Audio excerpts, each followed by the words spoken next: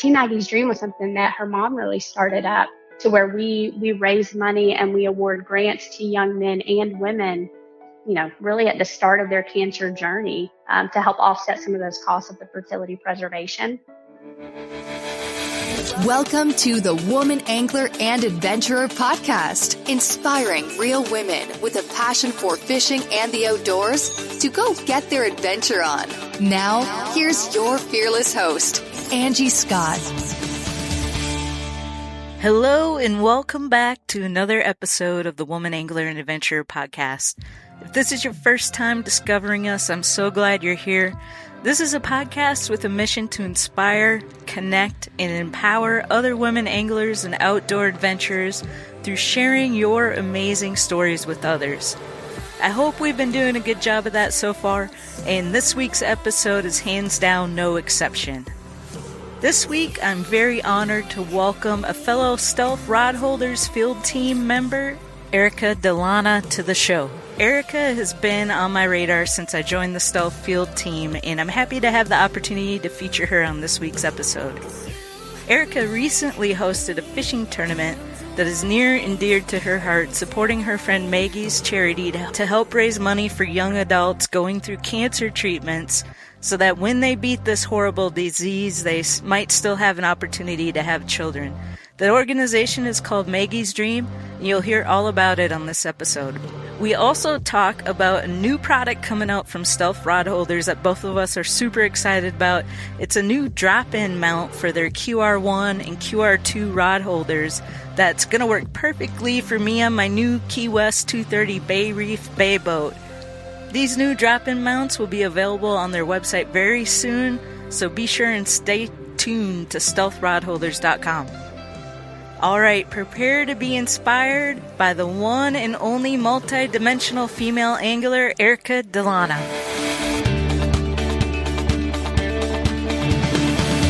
Welcome to the Woman Angler and Adventurer podcast. So, full disclosure, as we're recording this episode, it's pretty early in the morning, and Erica, you've got an hour head start on me, so if you hear some sipping coffee during this, just know it's a necessity.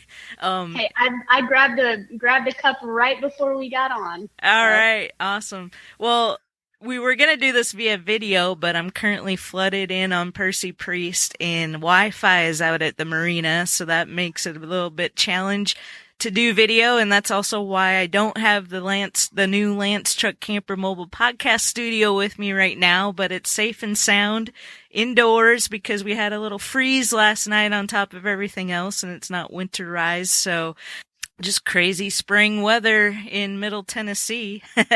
But all that said, I'm happy to welcome DeLana to the show. Good morning to you. Good morning. Thank you for having me on. So I want to kick this off with, we're both associated with Stealth Rod Holders and on the field staff team, and along with your husband Drew. And I thought I would start by asking how you first came across these amazingly innovative rod holders. In my opinion, the best ones on the market, and the people behind them are amazing to boot. Yeah, no, I'll totally echo that opinion. As soon as we found out about Stealth, we immediately switched all of our holders over to them.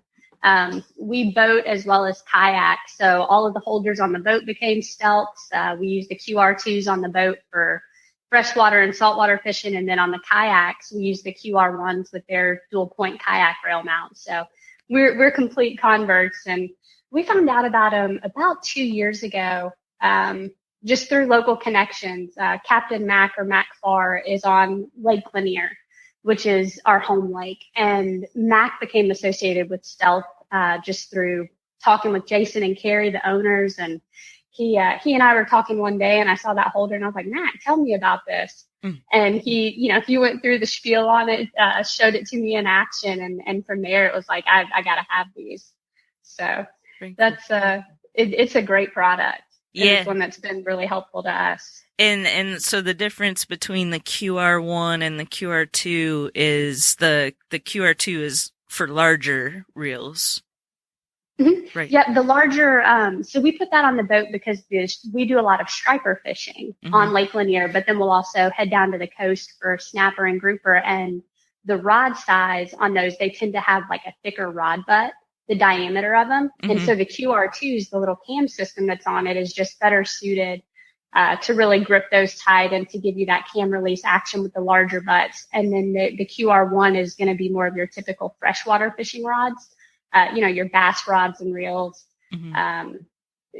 I guess catfish rods, depending on how beefy your catfish set up. But the QR1s have been perfect for us for the kayak, and they're going to be like your general freshwater fishing, mm-hmm. works for 90% of rods if you're freshwater fishing. Cool. And I don't know, they've got a new rod holder that's coming out soon, that I'm really excited about since I've switched over from a pontoon to a bay boat, but a really cool system that just fits right in those drop-ins that they have on the bay boat. So I'm really excited about that. Yep. I've been hounding Carrie about those because we had we got a new boat this past fall, and just really trying to keep it kind of sleek on top. And we really like the removable rod holder concept for that reason. You can pop them in when you're ready to fish, but take them out if you're just out on the boat hanging out or with family and friends. Mm-hmm. So the new gunnel drop-in holders that they've got will make that even better. Oh, yeah. So I'm really excited to see those. Well, cool. So much like myself, it sounds like you're a pretty versatile angler as far as targeting different species. I'm originally from Minnesota and grew up fishing for walleye, and that kind of my passion for fishing is just the fight. I just love the fight. And walleye, they put up a pretty good fight. I love the toothy fish, but unfortunately the lake I'm on here in Middle Tennessee, Percy Priest, does not have walleye. So I kind of had to do some learning and exploring when I got down here to find out what's the hardest fighting fish in this lake. And I quickly found out that it's the striped bass or the hybrids. And I would love to get to a point where I can really target those fish. I took a guide out here few summers ago now. It's been, it was actually I think it was July 3rd, so right in the middle of the summer, but we were trolling for those stripers deep, and it's quite a process. You have to catch your bait, and then you got to keep them alive, and he had downriggers on his boat to get that bait deep enough, and I'm like, man, I don't know if I can manage all this. But talk a little bit about chasing those striped bass and hybrids. Are there hybrids as well in Lake Lanier? Lanier does not have hybrids, okay. But we've got a lake about an hour, maybe an hour and 15 from us, Lake Alatuna, that's got striped bass, hybrid bass, and white bass. Gotcha. Here on Lanier, we've got striped bass, and then we've got some white bass as well. They're just not as common in numbers. Mm-hmm. But it's one of those things where every captain you go out with, every just striped bass angler you go out with, they're going to have little modifications for maybe what the girl before that was doing it and telling you about. We're all going to do things a little bit differently. Mm-hmm. We're fortunate and maybe a little bit spoiled here on Lanier that we've got 4 really awesome bait shops that actually stock live bait. Oh, nice. So you can just roll up to them in the morning and fill your tanks and go hit the water. But you do have a lot of guys run oxygen on their boats. We don't. We just, our bait have lived fine just running an aerator in the tank. But you got to keep the water really clean and take care of them. They like a little bit of salt in the water. It helps their scales stay on. But we'll fish the live bait that we typically use are blueback herring and shad. Okay. Depending upon the type of year, we might use some trout, but it's fun. Right now is a really, really fun time of year on Lanier because the larger striper are all running up rivers. They're going to spawn. So now's the time of year. You may or may not have a high number bite day, but it's the best time of year to stand a chance of hooking into a really big fish. Cool. Very cool. And so do you mostly troll for them, or how do you typically target them? We're typically trolling. Right now is definitely trolling time of year. We'll put the trolling motor on, I'm going to say 0.7 is like an average speed. And it's really kind of this, we call it free lining, where we've got line counter reels, and we'll just get a small hook, like a little circle hook, and put it through the nostril of a herring, basically, and just let them out behind the boat to where there's either maybe a small pinch weight or maybe no weight at all. And you just got, maybe 150 feet of line out behind the boat, and you're just kind of pulling it along. And we'll run spreads. We don't get crazy with it. My husband and I will have, maybe 6 rods in the water, and that's the most we'll mess with, just because once they get tangled, it kind of ruins things for a little bit. But there's guys that, they'll load up and they'll have 14, 15, 16 rods out. But that's just not our style. We're not that good at not tangling them up. But so we'll just run, and we'll use our electronics to try to find. Side scan has been huge since side imaging came out. But we'll just run and try to figure out roughly where the fish are that time of year, and put our spreads out and wait for one to grab on. But then we do, typically in the summertime, we'll do what's called downlining. And that's where, like, you've got roughly a 2-ounce weight, and you'll cruise around, you'll find fish on your graph, and you can just hit spot lock on that trolling motor, or just stop the boat and kind of drift in that area and drop straight down on top of that school of fish that you see with the 2-ounce weight. And same kind of concept. We've got roughly 4 lines out maybe when we're doing that, maybe 5 or 6 depending. But it's a blast. And the pound for pound fight, they're so much fun. Oh yeah. They're aggressive, mean fish when you got one hooked on, which is awesome. How deep are they typically when you're doing the downlining? In the summertime, Lanier's a pretty deep lake. It's not at all uncommon in the summer when the water's coolest down at the bottom, and they're looking for that relief from the hot Georgia sun. Maybe 120 feet. 80, 70 to 120, but probably that 80-ish foot is I would say kind of the sweet spot. And full disclosure, I'm not a numbers person. I'm very much guilty of just getting out there and not winging it. You always have a plan, but I'm not the best, data keeper. Right. So you need to get better at that. But, it's just kind of that approximate range. And you can tell, once you're over a school with the graph, you can see where they are in the water column. And so then at that point, the name of the game is kind of just dropping it right above them, or right amongst them. And so the graphs help out a lot. I guess it's kind of like the, Google Maps and GPS that you've got on your phone, where I couldn't tell you how to drive somewhere anymore because I just do what my phone tells me to do. Yeah, exactly. Gotten spoiled. Do you have out here on Percy Priest? So, we do have the hybrids as well, but one fun time of year is whenever they just start hitting the surface like crazy, and we just watch for the birds, and, zoom over there as fast as we can and just throw like a spoon or really almost anything you can throw, and you're going to get fish. And a lot of times they're not going to be huge fish, but it's still a ton of fun. They're a blast. Does that happen out there as well?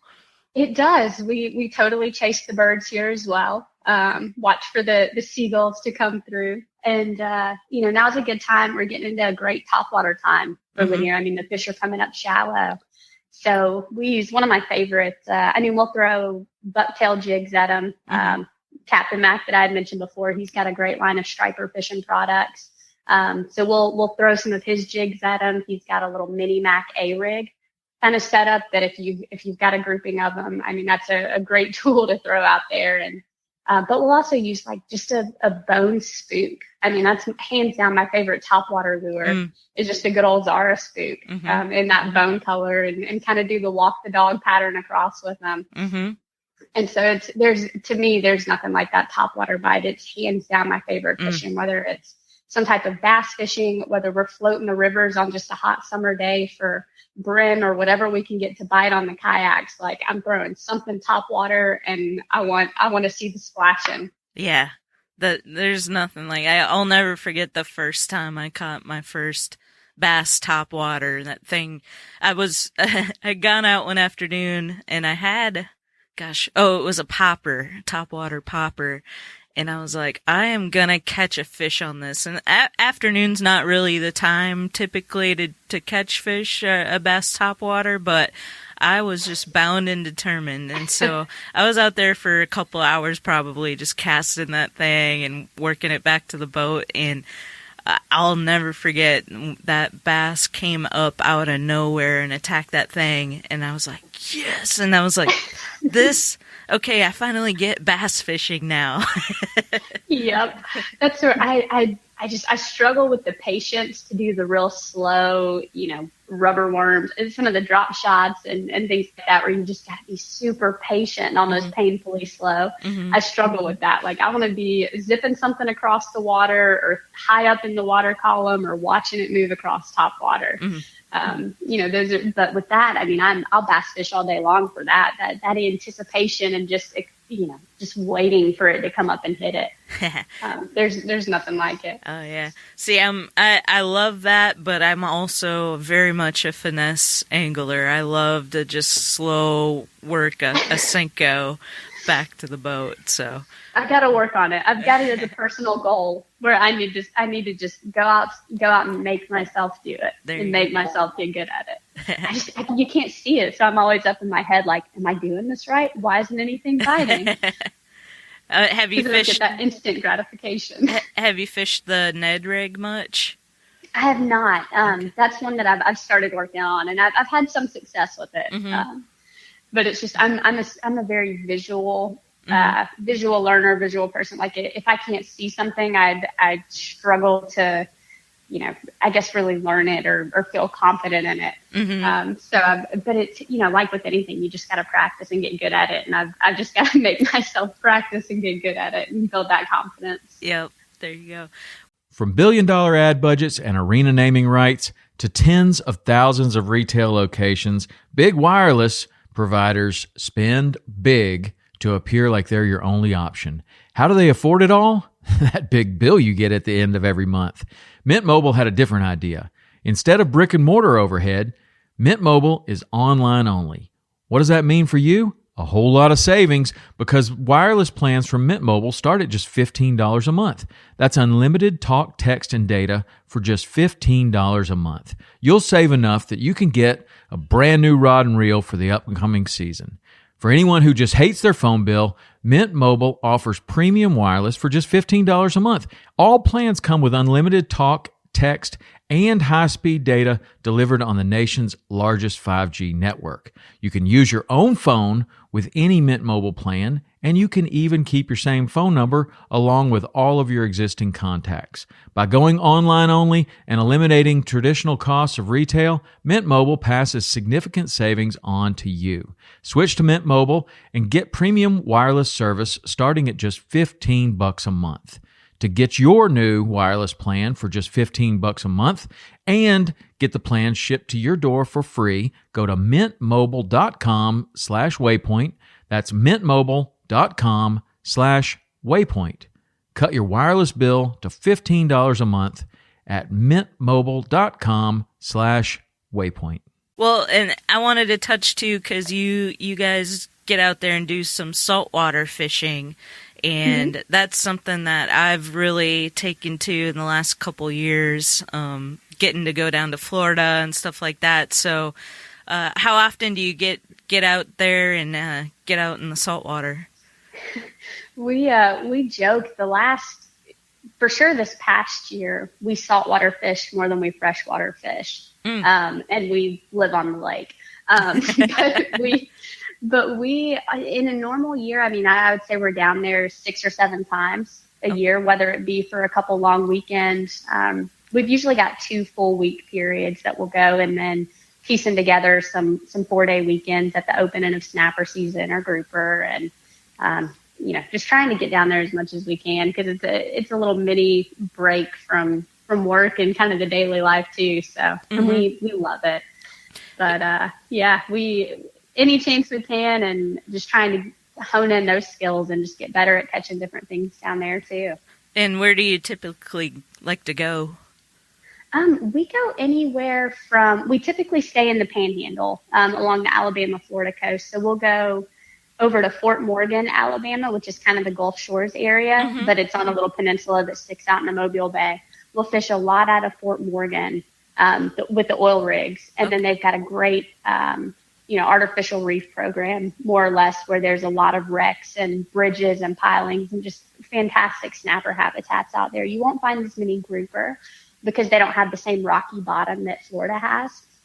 But the snapper fishing out there is awesome. And then they've got the shipping channel there where you'll get these massive cargo ships that anchor up, I'm going to say maybe 18, 20 miles offshore, waiting to get into port.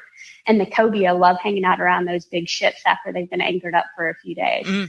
So that's kind of our Fort Morgan thing, is for snapper, cobia. You can get some nice amberjacks and stuff out there as well. And then we'll go, usually far east is about Carabel, Florida. Okay. Right there getting into the bend. But probably Fort Morgan, Port St. Joe, and Carabel have been the places that we've gone most often the past 2 years. Very cool. I love that area, the Apalachicola area and St. George Island and all that. So yeah, it's beautiful. So very cool. Well, we didn't get into this, but how did you first get into fishing to begin with? Only child and daughter of an outdoorsman. Okay. So my dad, growing up, very big into hunting. Fishing wasn't so much something that he did consistently, but he enjoyed it.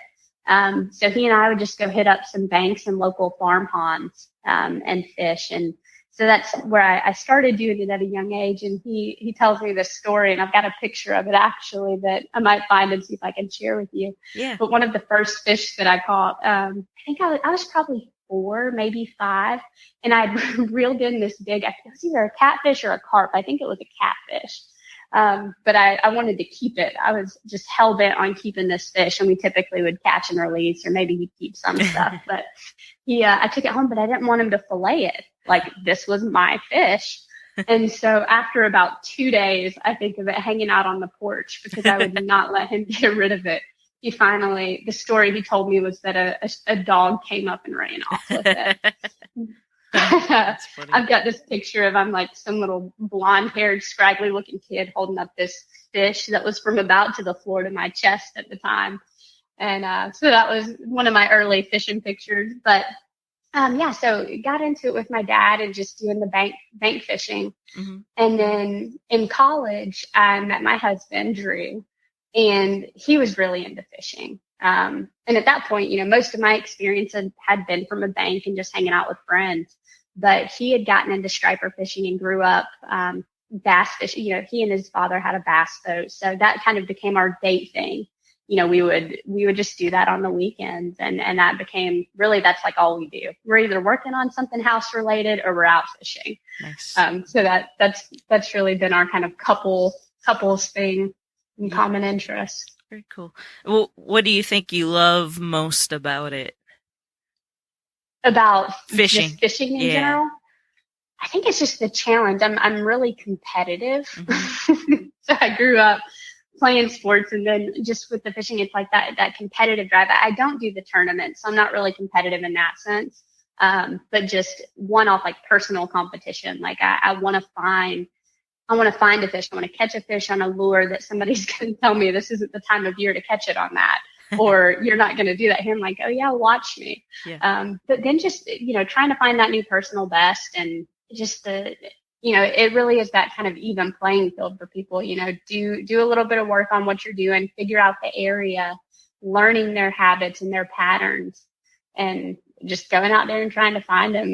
And I would say probably the favorite, one of the single favorite things is just, it's getting away. You're not on your phone. If you're out fishing, the electronics are more or less put to the side for that period of time. So you can really just disconnect from it. And even if it's not a great fishing day, and I know this is really cliche, but it's a good day out on the water. It's you're seeing things and experiencing things that, others would love to be doing in that moment. Yeah. So just taking a step back and taking it all in. And do you have a preference over kayak fishing or fishing from a boat? They both have their place. Mm-hmm. I will say, with the boat, it's of course fantastic to just be able to hop on and very quickly get to wherever you want to go. It could be miles away on the water, and it's reachable by the boat. But with the kayak, it's just, I got into kayak fishing about 6 years ago pretty heavily. And it's just such a different experience. I mean, you're close to the water. You're right there with the fish and the action that's going on. You got to make these subtle changes in how you net a fish, how you cast. And you can creep up on nature a lot better in a kayak. I mean, we'll go out and there's deer on the bank 30 yards from you. Mm-hmm. And so it's just, kayak fishing definitely has a special place in my heart. Since we've gotten into it, and just the kayaking community is amazing, but so is the boating community. They're very different. Mm-hmm. So I definitely, I don't foresee picking one over the other anytime soon. Gotcha. Well, and you mentioned personal best. What's your personal best striper? I call it my birthday fish. It was about 2 years ago, and it was the day after my birthday, and it was about a mile upriver from where we live. And it was I don't have the pounds on it, but it was a 38 3/4 inches striper, which is a citation fish for Georgia. Nice. So it was long and skinny. It didn't have the belly on it. But Gotcha. it was, that's my PB striper. Nice. And then, Drew caught his PB last March, the same general area. And I know his was over 30 pounds on a boga grip. Nice. But it was, mine was longer though. There you go.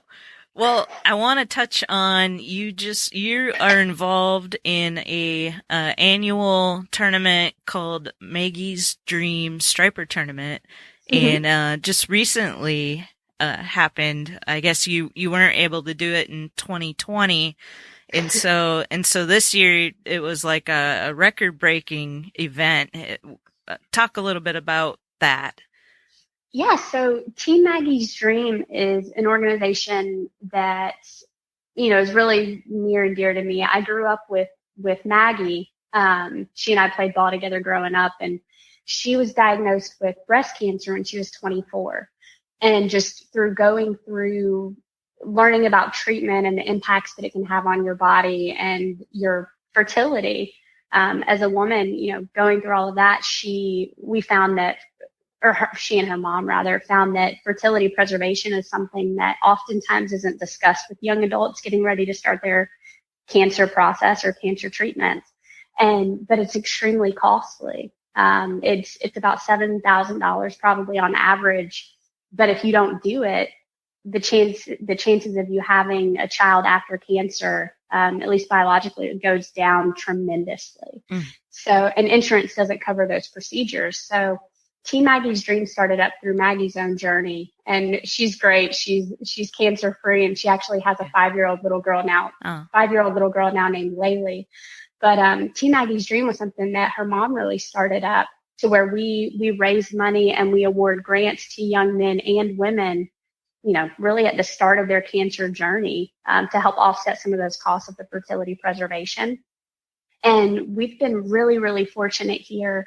I started up the tournament, I guess 6 years ago now, as a fundraising effort for us. I was the board chair for the organization and just looking for ways to bring in money.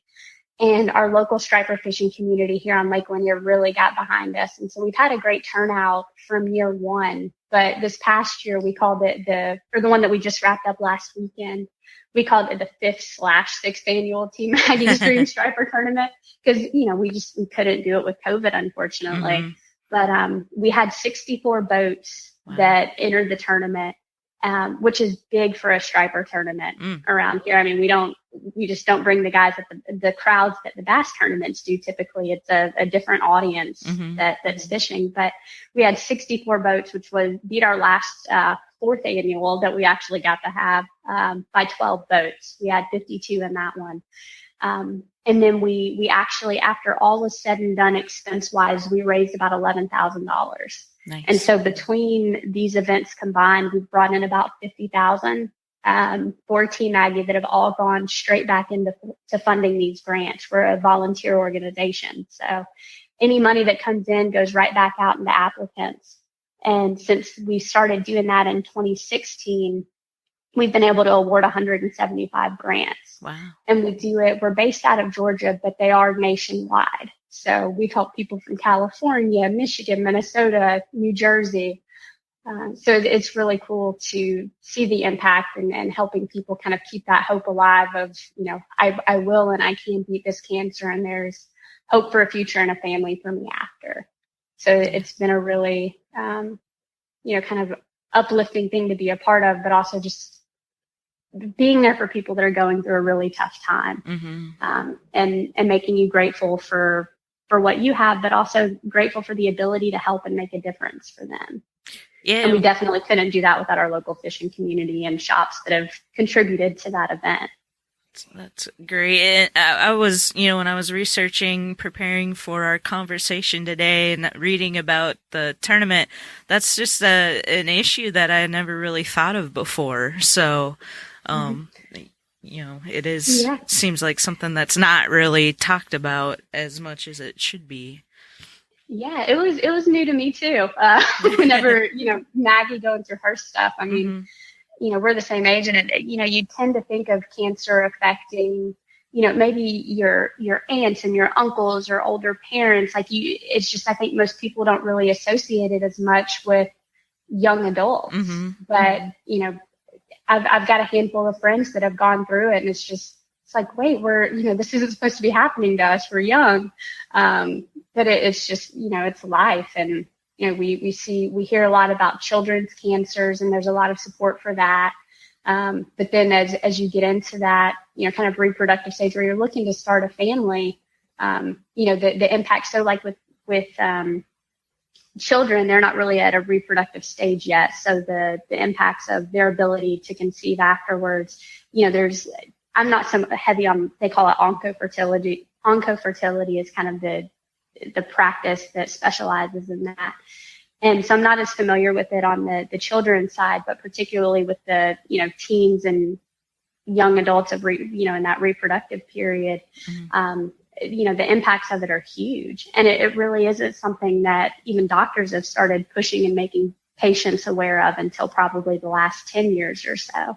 And we've seen a big uptick in that. And we're actually I know for a while we were the only 501c3 that was doing this, that was pursuing the fertility grants across the country. And now there may be, maybe there's 2 or 3, but it's this growing area where people are seeing the need for it.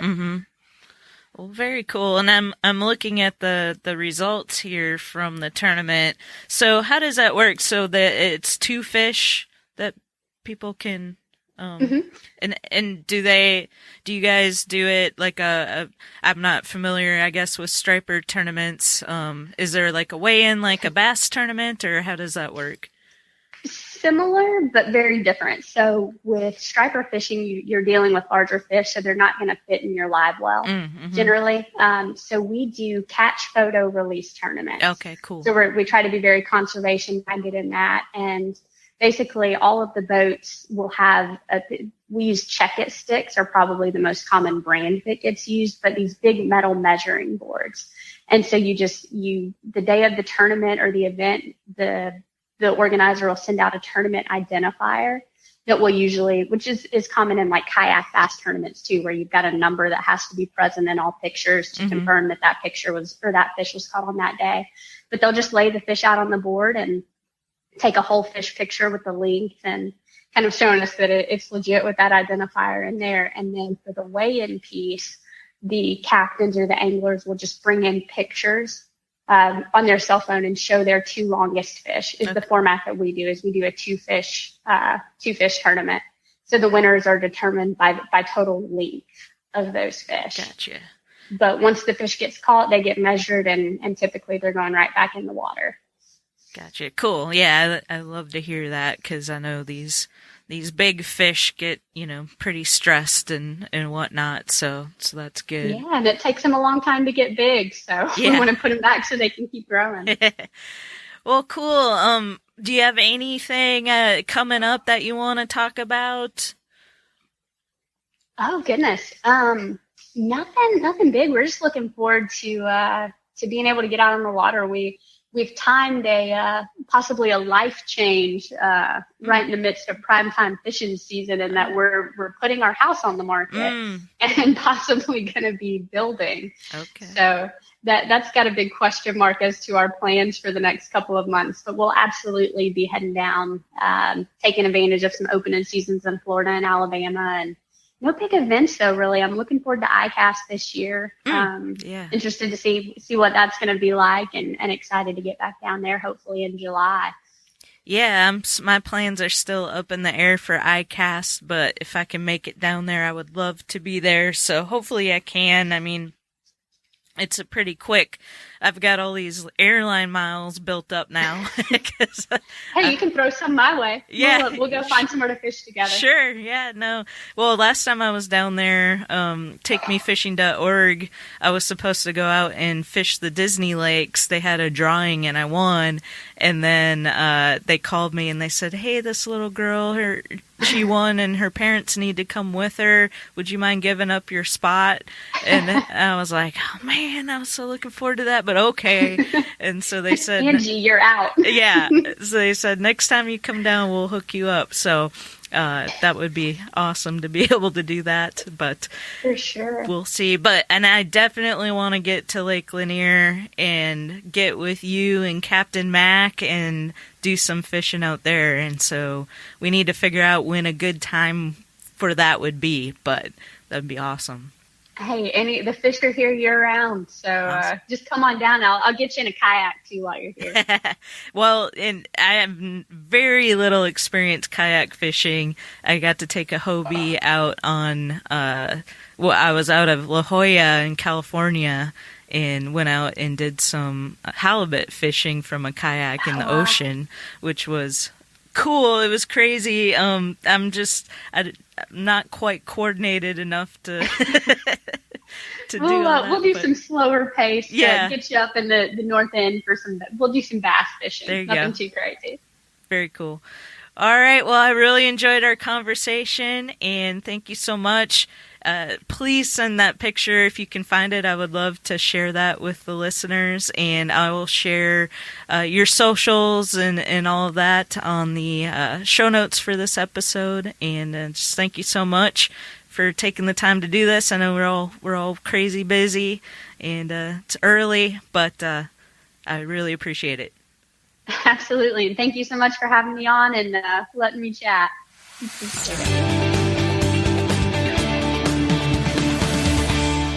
All right. Thanks, everyone, once again for tuning in to this week's episode of the podcast. If it was your first time, I hope you come back and maybe go back and check out some of the previous episodes. We've had some really great ones. This has been so much fun, and I plan to keep this going for as long as I possibly can because I just love it. And don't forget about the Women's World of Fishing Monday Night Lives that I'm doing with Barbara Harris every Monday night at 8 p.m. Eastern, 7 Central. Those stream out live on my personal Facebook page, Barbara's personal Facebook, and now the Woman Angler and Adventurer page and group, and our YouTube channels. So pretty much anywhere you go, you're going to be able to access these Monday Night Live shows, and it's been so much fun thus far. We're working on making it more interactive for everybody, but it's a blast. So hope you're checking those out. There's always the replays on our socials and YouTube channels as well. So lots going on. Lots of exciting things happening in 2021. Can't wait to see where it goes as always. Thank you so much for listening and for your support and leaving ratings and reviews on your favorite podcast platform. It all makes a big difference. And I will see you right back here next week.